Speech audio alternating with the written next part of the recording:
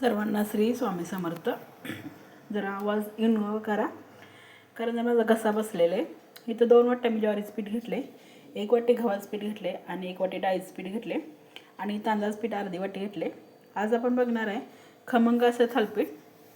आणि मिक्सरच्या भांड्यात ना मिरची, लसूण आणि जिरं बारीक करून घेतले आणि कोथिंबीर घालून घेतलं. तर सगळी पिठं एकत्र करून घेतलेत आणि मिक्स करून घेते. ह्यात ना हळद घालून घेते.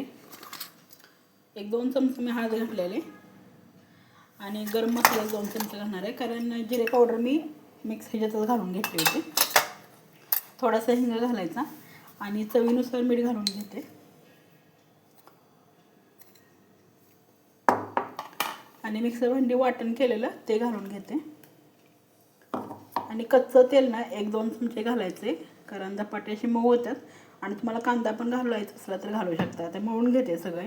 पीठ असं छान मळून झाले. याचा ओवासुद्धा घाला बरं का, मी सांगायची विसरली. 10-15 मिनटं झाकून ठेवून मग करून घ्यायचे. पीठ करून घेते. एक गोळा घेतला आहे, चांगला असा भाकरीगत करून घ्यायचा आणि पळपटा रुमाला अंतरलं आहे.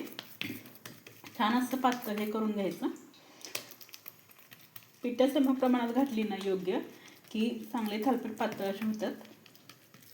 आणि माझ्याकडे कोथिंबीर कमीच होती, तुमच्याकडे जास्त असली तरी घालू शकता. म्हणजे छान असं थापून झाले. आता मी होल पाडून घेते.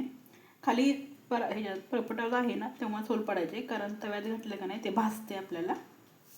तव्याला तेल लावून घेतलेलं आहे, तव्यात घालून घेतले. आता वरनं असं होलमध्ये तेल लावायचं.